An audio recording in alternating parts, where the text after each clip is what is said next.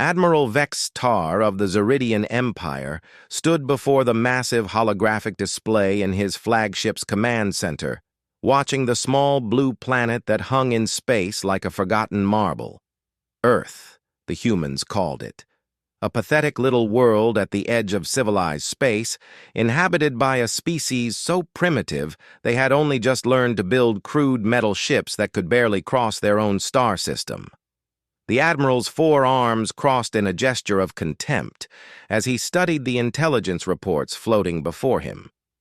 The humans had been discovered 3 cycles ago, when one of their primitive exploration vessels had stumbled into Zeridian space, babbling about peaceful contact and scientific cooperation. How adorable. The Empire had protocols for dealing with such inferior species, and those protocols were quite simple. "Status report," Vexitar commanded, his voice carrying the authority that came from ruling over 17 star systems. Commander Nixal, his second in command, approached with the familiar glide of Zeridian movement. "The human homeworld shows no significant defensive capabilities, Admiral. Their technology is centuries behind ours. We detected some crude energy weapons and basic shielding, nothing that could pose a threat to even our smallest warships." "What about their military forces?" "Laughable, sir. They appear to have divided their planet into numerous competing factions, each with their own primitive armies. Most still use chemical propulsion for their weapons. Some even fight with sharpened metal objects." Nixal's mandibles clicked in what passed for Zeridian laughter. The intelligence division did note one curious thing. Though, Vexitar's attention sharpened. "Explain." "They seem particularly proud of something they call camouflage. Their soldiers cover themselves in colored patterns and try to blend into their environment. It's quite amusing, really. Our scanners can detect a human heartbeat from orbit through any amount of vegetation or artificial concealment." The Admiral's laugh was a harsh sound that echoed through the command center. "Camouflage? They think hiding behind bushes will protect them from plasma cannons and orbital bombardments? These creatures are even more primitive than our initial assessment suggested." "Shall we proceed with standard conquest protocols?" Nixal asked. "By all means. Deploy the 3rd Fleet to Earth's orbital space. Send down landing parties to major population centers. We'll give them the standard choice: submit to Imperial rule or face annihilation. With their pathetic technology, they'll surrender within a rotation." As the massive Imperial ships moved into position around Earth, the humans on the surface detected their approach almost immediately. Emergency broadcasts filled the airwaves, world leaders gathered in frantic sessions, and military forces across the globe went to maximum alert. But the humans did something unexpected. Instead of massing their armies for conventional battles, they seemed to simply vanish. Major Sarah Chen of the United Earth Defense Force crouched in the dense forest outside Seattle, watching through her scope as the alien landing craft touched down in the city center. Her face was painted with irregular patterns of green and brown, her uniform designed to break up her outline among the trees and shadows. Around her, 24 soldiers waited in similar concealment. "Alpha Team, report," she whispered into her throat microphone. "In position, Major. We count 30 alien troops deploying from the first transport." Sarah watched as the Zeridian soldiers emerged from their ship. They were impressive beings, standing nearly 7 feet tall with 4 powerful arms and natural armor plating that gleamed under the afternoon sun. Their weapons looked advanced, emitting a faint blue glow that suggested some form of energy projection. These weren't the crude chemical guns that humans used. "They're scanning the area," reported Sergeant Martinez from his position on her left. "Some kind of detection equipment." Sarah nodded, watching as the aliens swept their devices in wide arcs, clearly searching for signs of human presence. One of them pointed directly at a building where she knew Captain Rodriguez's squad was positioned. The aliens moved forward confidently, their stride suggesting they had located their prey with ease. What happened next would have been amusing if the stakes weren't so high. The Zeridians kicked down the door to an empty building. Their scanners, so confident in their readings, had detected the residual heat signatures of humans who had been there hours earlier, but were now positioned in completely different locations. "Thermal ghosts," Martinez murmured appreciatively. "The heat dispersion panels worked." Sarah smiled grimly. While the aliens were searching empty buildings based on heat signatures, the real human forces were dug into positions that had been prepared for months. Every hiding spot had been equipped with thermal regulators that could mask body heat, disrupt electromagnetic signatures, and even generate false readings to mislead scanning equipment. The Zeridians spent the next hour searching Seattle's downtown area, growing increasingly frustrated as their technology led them to one empty location after another. They were so focused on their scanner readings that they completely failed to notice the humans moving silently through the urban landscape around them. "All teams, hold position," Sarah commanded softly. "Let them exhaust themselves looking for phantoms." From orbit, Admiral Vextar watched the proceedings with growing irritation. "Commander, why are our ground forces having difficulty locating the human resistance? Our scanners showed massive concentrations of enemy troops in those areas." "Unknown, Admiral.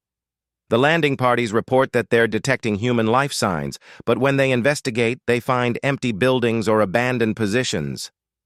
"Are the humans retreating?" "No, sir. They don't appear to be leaving the area.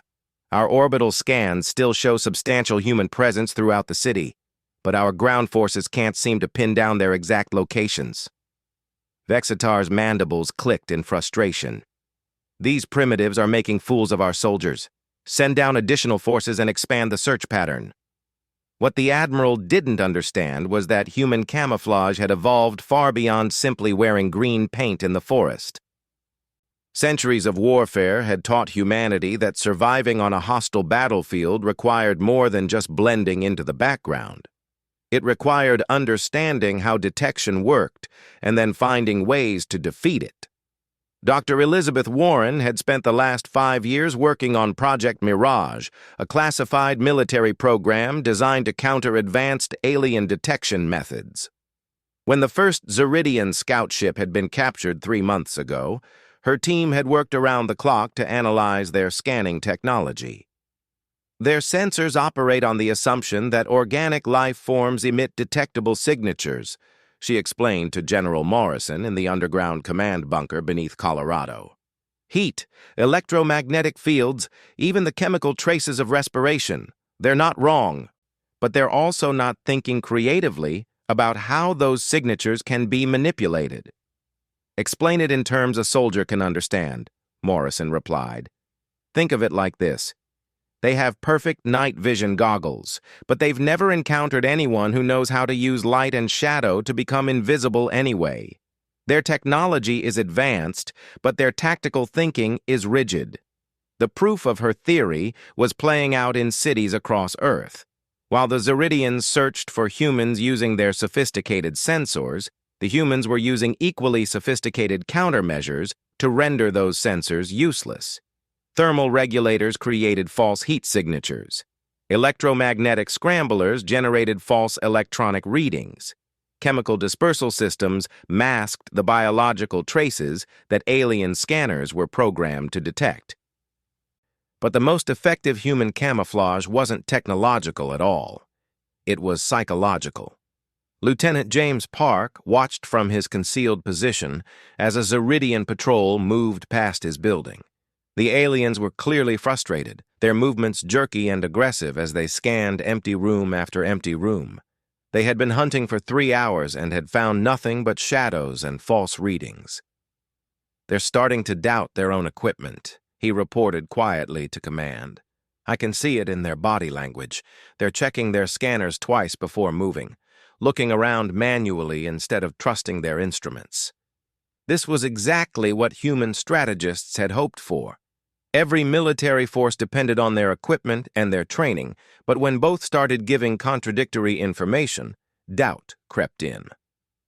And doubt as any human soldier knew, was the enemy of effective combat operations. As the sun set over Seattle, the Zeridian forces began to regroup, no closer to locating the human defenders than when they had landed. Their scanners showed humans everywhere and nowhere, their confidence in their technology badly shaken. Admiral Vexitar paced in his command center, his 4 arms clasped behind his back in frustration. How can an entire army simply vanish? Our sensors detect them, but our soldiers cannot find them. Are we dealing with some form of unknown technology? Perhaps, Admiral. Commander Nixall suggested carefully. The humans are more sophisticated than our initial intelligence indicated. Impossible, Vexitar snapped. We observed their technology. Chemical weapons, primitive electronics, crude metal ships. They are centuries behind us in every measurable category. Then how do you explain our inability to locate their forces? The Admiral had no answer. For the first time in his long military career, he was facing an enemy that didn't behave according to the Empire's models of warfare. Every species they had conquered before had fought conventionally, matching technology against technology, strength against strength. The humans seemed to be playing by entirely different rules. "Double the ground forces," he ordered finally. "If we cannot find them, we will force them to reveal themselves. Begin bombardment of the areas where our scanners detect human presence. Flush them out with superior firepower." But as the Zeridian ships began charging their weapons for orbital strikes, the humans were already implementing the next phase of their defensive strategy. Major Chen and her teams had spent the day gathering intelligence on alien capabilities, movement patterns, and communication protocols. Now it was time to shift from passive concealment to active deception. "All units, initiate Phase 2, came the command, through encrypted channels that the aliens had not yet learned to intercept. "The enemy has shown us their capabilities. Now let's show them what human camouflage really means." The first Zeridian supply convoy never saw the attack coming. The road appeared empty, the countryside peaceful under the evening stars. Their sensors detected no human presence within kilometers. Then the convoy simply ceased to exist, destroyed so quickly and efficiently that they never had a chance to send a distress signal. The attack had been carried out by soldiers who were less than 50 meters away when the aliens passed, invisible not just to scanners, but to the naked eye. Human camouflage, it turned out, wasn't just about hiding. It was about controlling what the enemy could see, what they could detect, and what they thought they knew about human capabilities.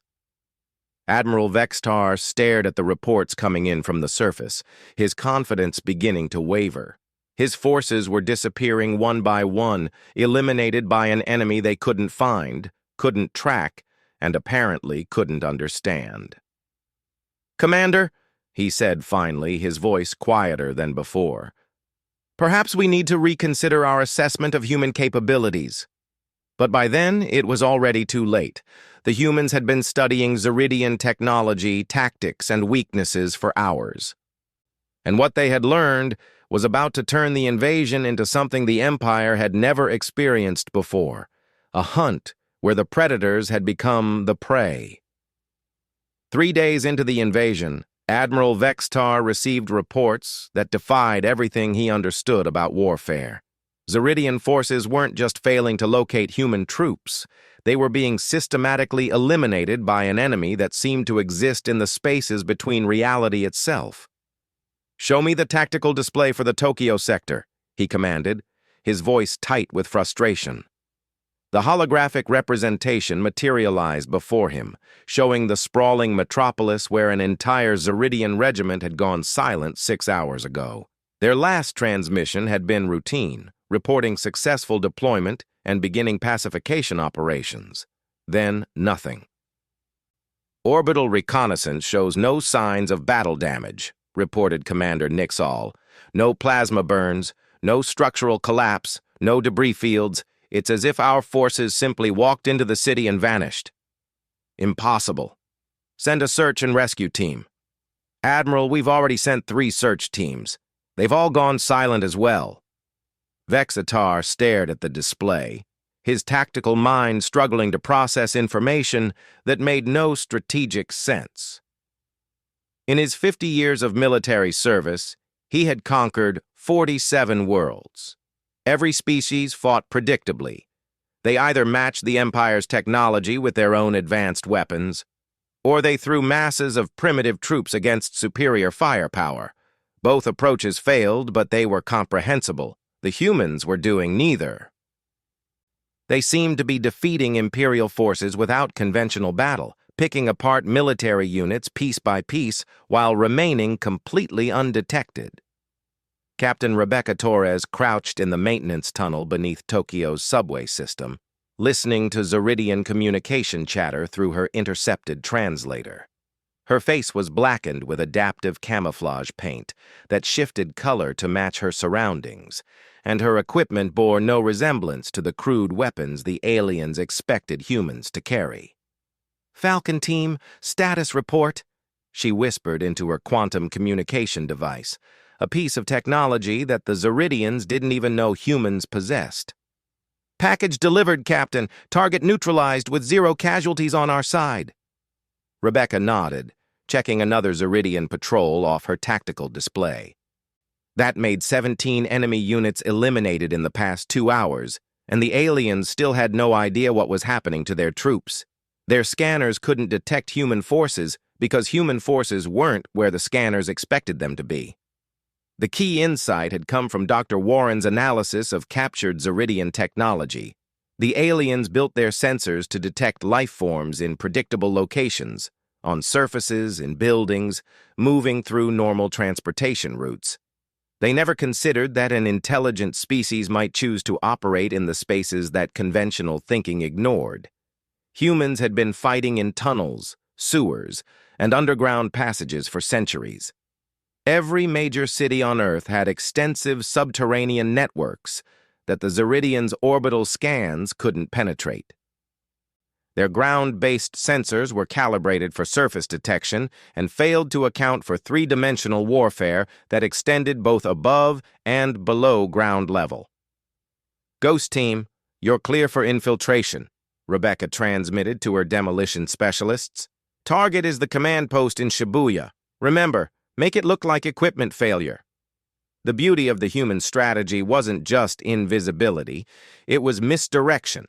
Every Zeridian unit that disappeared was made to look like an accident, equipment malfunction, or communication error. The aliens weren't just losing forces, they were losing their understanding of what was happening to them. Sergeant Maria Santos emerged from a storm drain 3 blocks from the Zeridian command post, her adaptive camouflage suit shifting from the gray-green of concrete to the mottled browns of urban debris. The suit was humanity's answer to the Empire's scanning technology, a second skin that could mimic not just visual appearance but thermal signatures, electromagnetic patterns, and even chemical traces. She moved through the Tokyo streets like a ghost, invisible to both alien sensors and the naked eye. The Zeridians had positioned guards around their perimeter, but they were watching for conventional attacks from visible enemies. None of them noticed the shadow that slipped past their positions and into their supposedly secure facility. The command post was a marvel of Imperial engineering, its crystalline walls pulsing with energy conduits that powered communication arrays capable of reaching across star systems. Santos planted her charges with practiced efficiency, small devices that would overload the power systems and create what appeared to be catastrophic technical failures. As she prepared to leave, she paused at the communications console. Dr. Warren's team had developed translation protocols that could decode Zeridian military traffic, and Santos took a moment to scan through the recent messages. What she found made her smile grimly. The aliens were starting to panic. Field reports spoke of phantom attacks and impossible disappearances. Unit commanders were requesting additional scanning equipment, convinced that their instruments were malfunctioning. Some were even suggesting that humans possessed advanced stealth technology that the Empire's intelligence services had failed to detect. Santos completed her mission and melted back into the urban landscape, leaving behind a command post that would suffer a complete systems failure in exactly 23 minutes. By the time the Zeridians realized they had been infiltrated, she would be kilometers away, already moving toward her next target. The pattern was being repeated in cities across the globe. New York, London, Mumbai, Cairo, Sydney. Everywhere the Zeridians landed, their forces encountered the same phenomenon. Human defenders that could not be found, could not be tracked, and could not be fought using conventional Imperial tactics. Colonel Zhang Wei observed the alien search patterns from his concealed position in the Shanghai financial district, noting how their behavior had changed over the past 48 hours. Where they had once moved with confidence, they now advanced cautiously, constantly checking their scanners and looking over their shoulders for enemies they couldn't detect. "They're losing unit cohesion," he reported to command. "Patrol leaders are keeping their teams closer together, abandoning standard formation spacing. They're scared." Fear was a weapon that humans understood intimately. Every Earth military had studied the psychological aspects of warfare, recognizing that defeating an enemy's will to fight was often more effective than destroying their equipment. The Zeridians possessed superior technology, but they were unprepared for an enemy that attacked their confidence and their understanding of reality itself. "Initiate Phase 3, came the order from Global Defense Command. "All units are authorized for active hunter-killer operations. Make them afraid to leave their ships." The transition from defensive concealment to offensive hunting marked a new stage in the conflict. Human teams began targeting Zeridian patrols with precision strikes that left no survivors and no evidence of what had happened. Alien soldiers would be walking down a street one moment and simply cease to exist the next, with no witnesses and no trace of the weapon that had eliminated them. Staff Sergeant Kyle Harrison led his team through the abandoned subway tunnels of Washington, D.C., moving toward a Zeridian supply depot that their reconnaissance had identified as a high-value target. His squad represented the cutting edge of human military evolution. Soldiers trained not just in combat, but in the art of becoming invisible to advanced alien senses. Their equipment was a fusion of stealth technology and adaptive camouflage that could fool both electronic sensors and natural observation. Their weapons fired projectiles that left no energy signature, created no plasma discharge, and made virtually no sound. When a Zeridian soldier was eliminated by human forces, they simply stopped functioning, as if their life force had been quietly switched off. "Depot is defended by 2 squads. Standard Zeridian formation," reported Private Chen, their designated scout. "Guards are positioned according to Imperial tactical doctrine, watching approaches they expect enemies to use." "What approaches aren't they watching?" Harrison asked. "Vertical infiltration from the old metro ventilation system. We can drop directly into their compound without crossing any sight lines." Harrison smiled. The Zeridians were excellent soldiers by any conventional standard, but they were fighting an enemy that refused to be conventional. Human tactics had been shaped by thousands of years of warfare against other humans, creatures who thought creatively, adaptively, and deceptively. Alien military doctrine, for all its technological superiority, was rigid and predictable. The attack on the supply depot lasted less than 3 minutes. Harrison's team descended from the ventilation system like deadly phantoms, eliminated the guards with silent precision, destroyed the stored equipment, and vanished back into the urban underground before the aliens even realized they were under attack. The psychological effect on surviving Zeridian forces was devastating. They had lost an entire supply depot to an enemy they never saw, never detected, and couldn't track. The attack had been so swift and silent that orbital surveillance showed nothing more than a brief equipment malfunction followed by total facility shutdown. Admiral Vextar reviewed the loss reports with growing disbelief. In 3 days of operations, his forces had lost more than 30% of their ground troops, dozens of supply installations, and multiple command posts. The humans hadn't defeated them in glorious battle. They had simply made Imperial forces disappear one unit at a time. "Commander, I want a complete review of our intelligence on human military capabilities," he ordered. "Clearly, our initial assessments were catastrophically wrong." "Sir, I've been reviewing the data we collected from the captured human exploration vessel," Nixal replied carefully.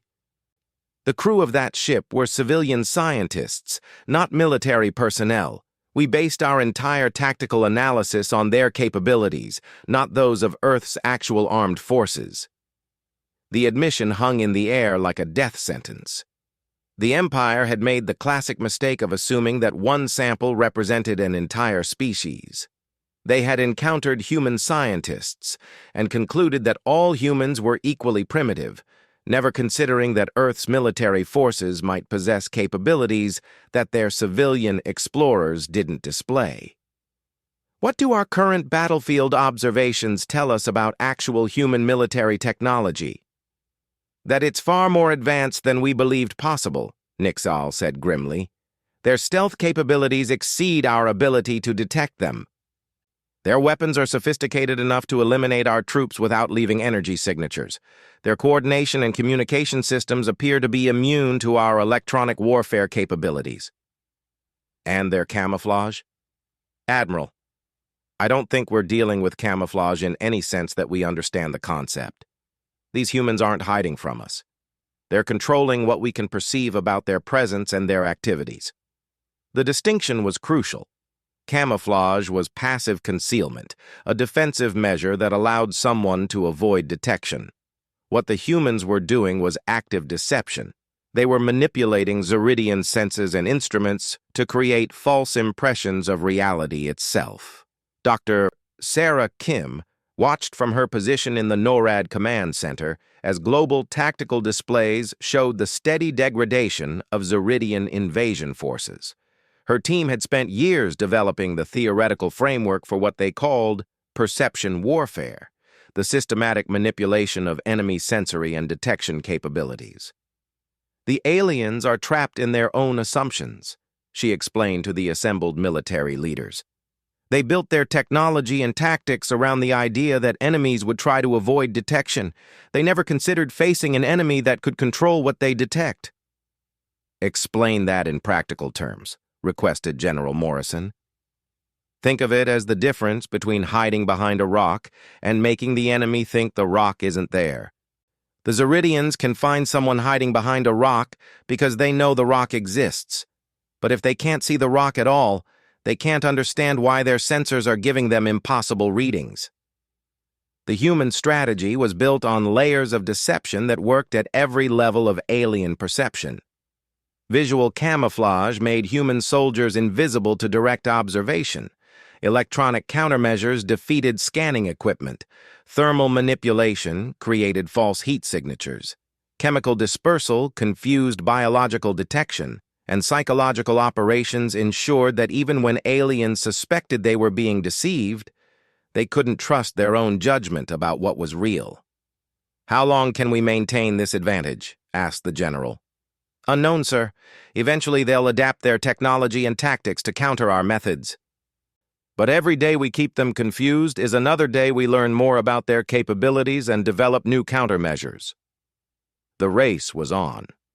Human forces were using their camouflage advantage to study Zeridian technology, communication protocols, and command structures. Every infiltration mission brought back intelligence that improved humanity's understanding of their enemy. Meanwhile, the aliens were struggling to understand how they were being defeated by creatures they had dismissed as primitively armed savages. In orbit above Earth, Admiral Vextar faced the most humiliating moment of his military career. His invasion force was being systematically destroyed by an enemy he couldn't find, couldn't track, and couldn't understand. For the first time since joining the Imperial Navy, he began to consider the possibility that the Empire might lose a war. "Sir, Commander Nixale reported quietly. "We're receiving a transmission from the surface. It's on Imperial military frequencies, but the source appears to be human." "Impossible. Humans don't possess the technology to access our communication systems." "Nevertheless, Admiral, the transmission is authentic. Should I put it through?" Vexitar hesitated, then nodded. The holographic display flickered and resolved into the image of a human female wearing what appeared to be military uniform. Behind her was a familiar crystalline wall that the Admiral recognized with a shock of disbelief. "Admiral Vextar," the human said calmly. "My name is Colonel Sarah Chen, United Earth Defense Force. I'm transmitting this message from your former command post in Seattle. I believe it's time we had a conversation about the terms of your surrender." Admiral Vextar stared at the human female on his command display, his forearms trembling with a mixture of rage and disbelief. The crystalline walls behind her were unmistakably Zeridian construction, and he recognized the specific command chamber from architectural details that were impossible to fake.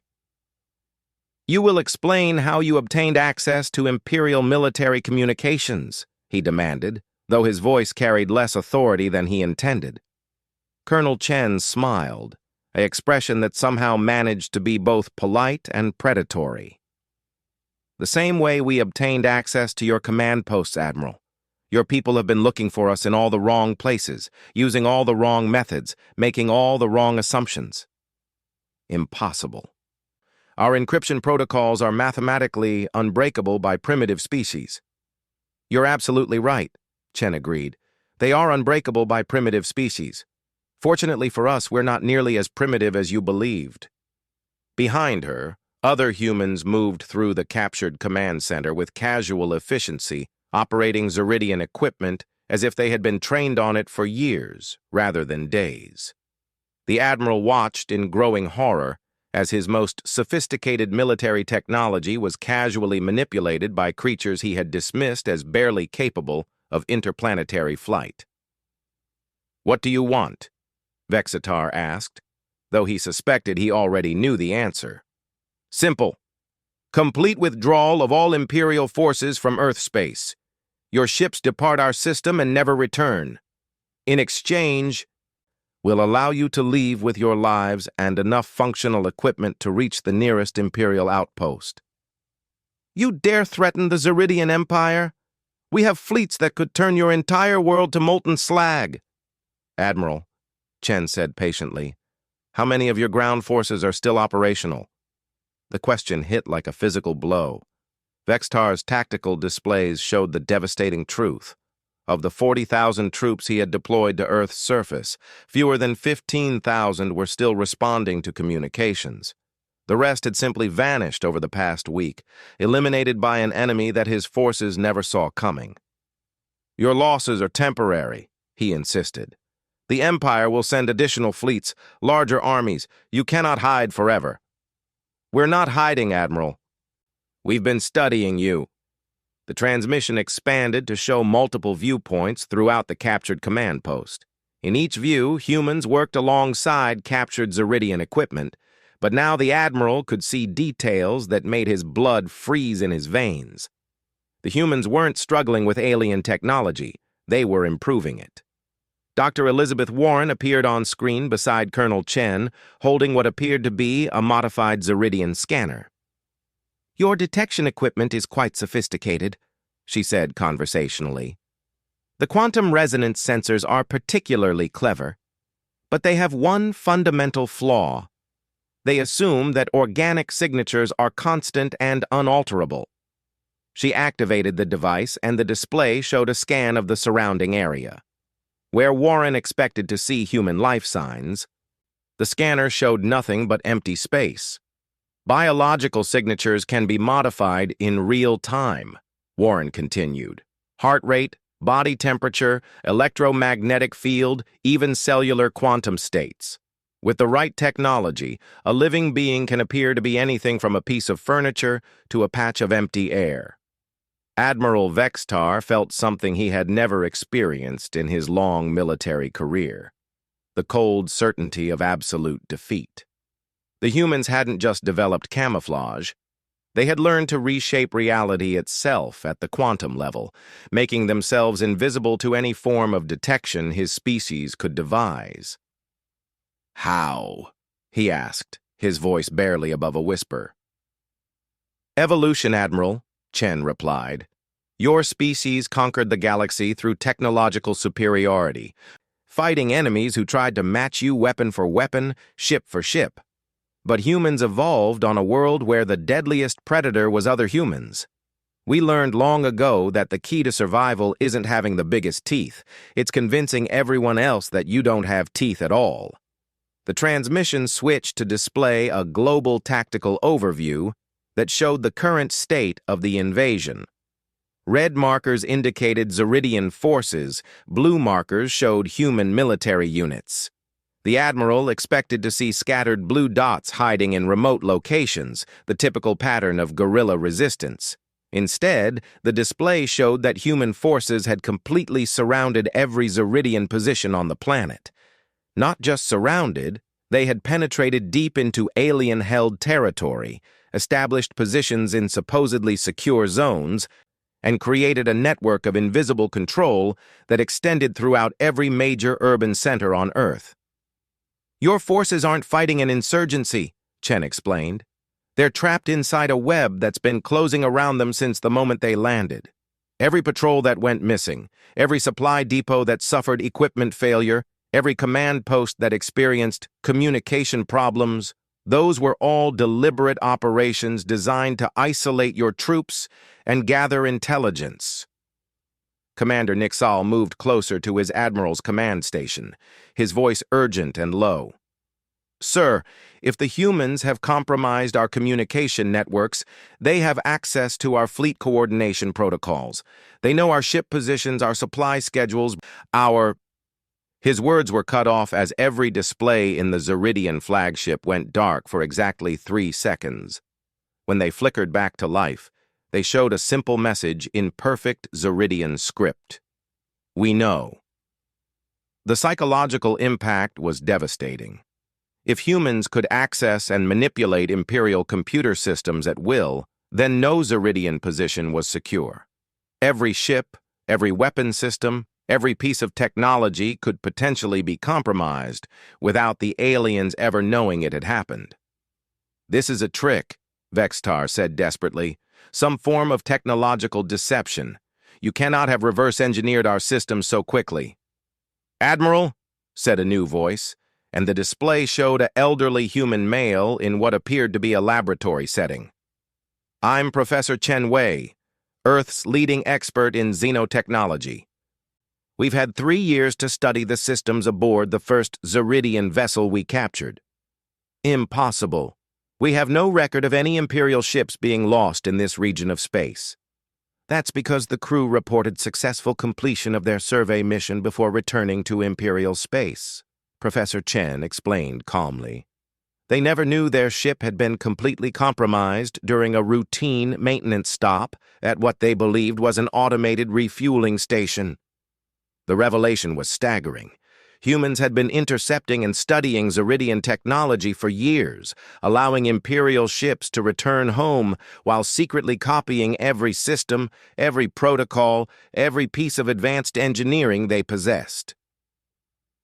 The Empire's own scouts had unknowingly delivered detailed intelligence about Imperial military capabilities directly into human hands. "You see, Admiral," Colonel Chen continued, "camouflage isn't just about making soldiers invisible. It's about controlling information, manipulating perceptions, and ensuring your enemy never realizes they're being studied until it's too late." Major Sarah Chen, no relation to the colonel despite sharing the same surname, led her strike team through the corridors of the Zeridian orbital command ship. Their approach had been invisible to both sensors and direct observation, their small craft disguised as space debris until it was close enough to dock with the alien vessel's maintenance bay. Now they moved through the ship itself like ghosts, their adaptive camouflage allowing them to walk past Zeridian crew members without being detected. The aliens saw nothing more than empty corridors and the subtle play of light and shadow that existed on any functioning starship. "Bridge access in 30 seconds, reported Sergeant Martinez, his voice transmitted through quantum communication channels that the Zeridians couldn't intercept. "No opposition detected."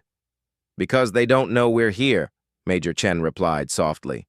"Remember, the objective is intelligence gathering, not combat. We want them to continue believing their flagship is secure." The strike team reached the bridge and dispersed throughout the command center. Invisible observers collecting data on Imperial fleet operations, communication protocols, and strategic planning. The Zeridians continued their normal duties, unaware that human soldiers stood within arm's reach of their most sensitive equipment. What the humans discovered changed everything. "Colonel, this is Major Chen reporting from the flagship. You need to see this intelligence immediately." The transmission from orbit reached the ground-based command center with information that revealed the true scope of the threat Earth was facing. The Zeridian fleet in Earth orbit wasn't an invasion force, it was a scouting expedition. The real Imperial Armada was gathering in a staging system 3 light-years away, preparing to deploy 50 times as many ships and soldiers. "How long before they arrive?" asked Colonel Chen. 6 standard days. Admiral Vextar was supposed to secure Earth's surrender within 1 week, then transmit the all-clear for the main battle fleet to arrive and begin large-scale colonization operations. The timeline changed everything. Humanity's camouflage advantage had allowed them to defeat the advance force, but it wouldn't be enough against a full Imperial Armada. They needed to end this conflict before reinforcements arrived. "Initiate endgame protocol," Colonel Chen ordered. "All units, prepare for final phase operations." Across the globe, human forces began implementing the culmination of their strategic deception. Every piece of captured Zeridian equipment was simultaneously activated. Every compromised communication system began transmitting carefully crafted false information. Every infiltrated computer network started executing hidden programs that had been planted weeks earlier. From the Zeridians' perspective, their technology suddenly began malfunctioning on a massive scale. Ship systems reported false sensor readings. Ground forces received contradictory orders from multiple command centers. Communication networks transmitted messages that seemed to come from their own officers but contained impossible instructions. But the masterpiece of human deception was what happened aboard Admiral Vextar's flagship. "Admiral," Commander Nixall reported frantically, "I'm receiving surrender orders from Imperial High Command. They're instructing us to withdraw immediately and return to base." Impossible. The High Command would never order a retreat from such a primitive world. "Sir, the authentication codes are correct. The transmission is coming through our most secure channels using current encryption protocols." What Nixall didn't know was that the message was being generated by the human strike team still aboard his ship, using access codes and authentication procedures they had copied from captured Zeridian systems. To every scanner and security protocol aboard the flagship, the surrender order appeared to be completely legitimate. "Admiral," came another report, "long-range sensors are detecting massive human fleet movements in the outer system. I count at least 200 ships moving to intercept positions." The sensor readings were false, generated by human electronic warfare systems that had learned to speak the language of Zeridian instruments, but to the aliens, they appeared to show a human space fleet that rivaled the Empire's own forces in size and capability. "How is this possible?"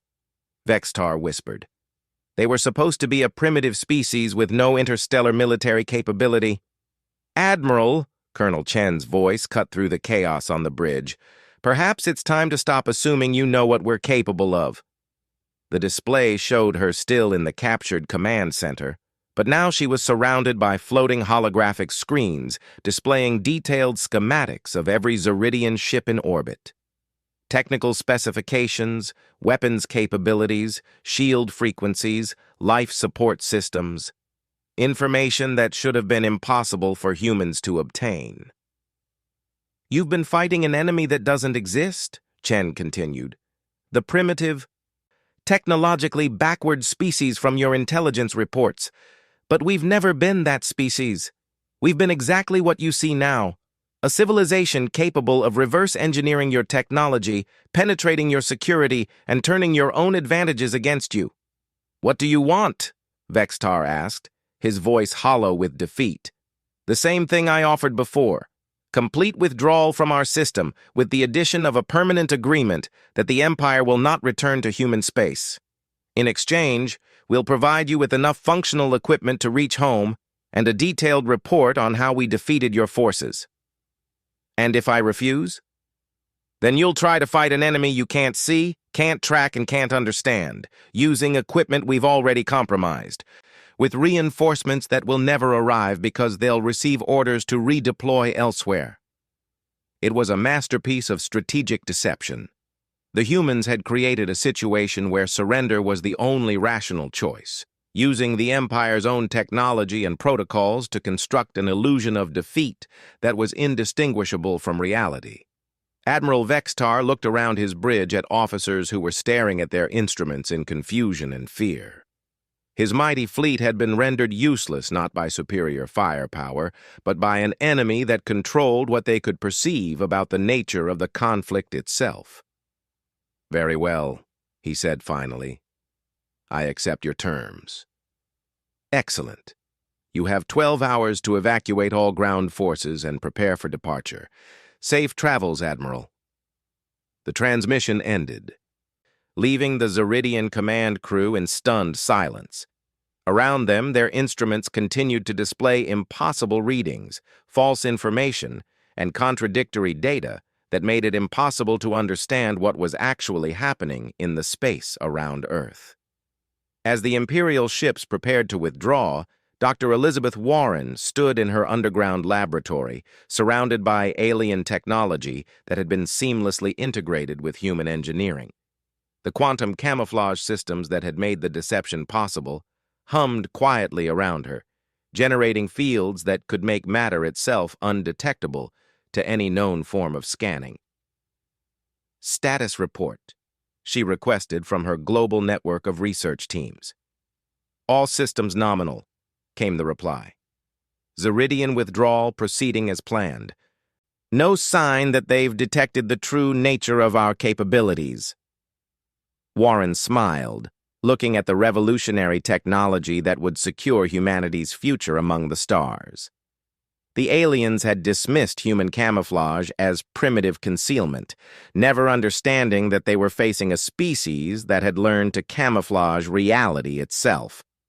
The Galactic Empire had scoffed at human camouflage until they couldn't see the enemy. But in the end, the enemy they couldn't see wasn't just human soldiers hiding in forests or cities. The enemy they couldn't see was the truth about what humanity had become. As the last Zeridian ship disappeared into hyperspace, carrying news of a defeat that the Empire would struggle to understand or accept, Earth's invisible defenses returned to their patient watch. Somewhere out there among the stars, other species would eventually come to test humanity's resolve. They would find, as the Zeridians had discovered, that humans had learned the ultimate form of camouflage, the ability to make an entire civilization invisible until the moment they chose to reveal themselves. And by then, it would already be too late.